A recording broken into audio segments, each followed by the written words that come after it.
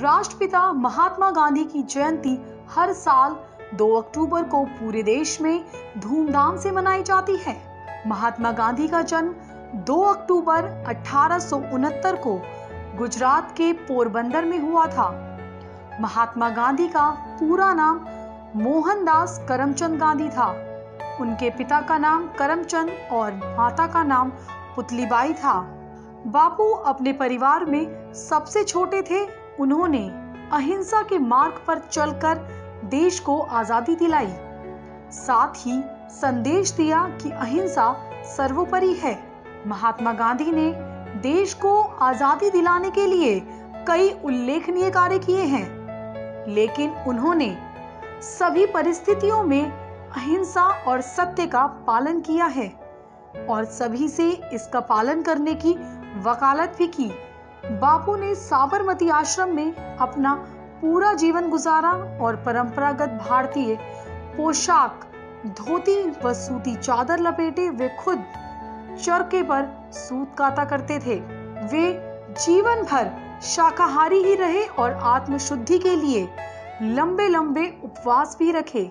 इस दिन पूरा देश महात्मा गांधी यानी बापू को याद करता है। उन्होंने अहिंसा आंदोलन के दम पर अंग्रेजों से देश को आजाद करा दिया था। महात्मा गांधी काफी पढ़े लिखे थे। उन्होंने लंदन में कानून की पढ़ाई की थी।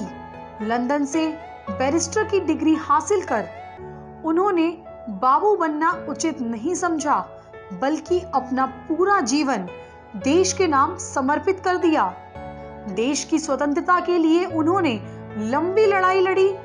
गांधी जी के प्रयासों के चलते ही आज हम आजाद देश हैं। गांधी जयंती देश भर में हर साल 2 अक्टूबर को महात्मा गांधी जी के जन्मदिन के अवसर पर मनाई जाती है। इस दिन राष्ट्रीय अवकाश होता है। भारत के स्वतंत्रता संग्राम में गांधी जी अमूल्य योगदान और अहिंसा के तरीके के कारण याद किए जाते हैं। गांधी जयंती मनाने का कारण ये भी है कि राष्ट्रपति महात्मा गांधी ने भारत की स्वतंत्रता के लिए एक लंबी लड़ाई लड़ी थी। उन्होंने सत्य और अहिंसा के आदर्शों पर चलकर भारत को गुलामी की बेड़ियों से मुक्त कराया था। गांधी जयंती को हर भारतवासी को बड़े ही उल्लास के साथ मनाना चाहिए। आजादी से पहले 6 जुलाई 1944 को रेडियो रंगून से महात्मा गांधी को एक नया संबोधन दिया गया। वो था राष्ट्रपिता। गांधी जी के लिए राष्ट्र के इस सर्वोच्च सम्मानजनक शब्द का प्रयोग करने वाले थे नेताजी सुभाष चंद्र बोस। इसके बाद से पूरा देश उन्हें राष्ट्रपिता कहकर पुकारने लगा। सत्य और अहिंसा के पुजारी राष्ट्रपिता महात्मा गांधी का नाम इतिहास के पन्नों में सदा के लिए ही अमर है। बापू आज भी लोगों के दिलों में जिंदा हैं। गांधी को कई गीत भी समर्पित किए गए जो उन्हें भावपूर्ण पुष्पांजलि देते हैं। इसमें प्रमुख है संत कवि नरसिंह मेहता का लिखा भजन, वैष्णव जन तो तेने कहिए चे, पीर पराई जाने रे। बापू को सच्ची पुष्पांजलि यही होगी कि हम उनकी बताई राह पर चलें। 30 जनवरी 1948 की शाम को नई दिल्ली स्थित बिरला भवन जाते समय मोहनदास करमचंद गांधी की गोली मारकर हत्या कर दी गई।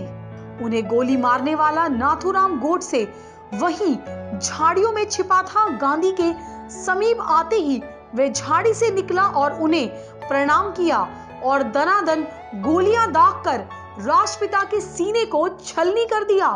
महात्मा गांधी की समाधि दिल्ली के राजघाट पर बनी हुई है, जहां अखंड ज्योति हमेशा जलती रहती है।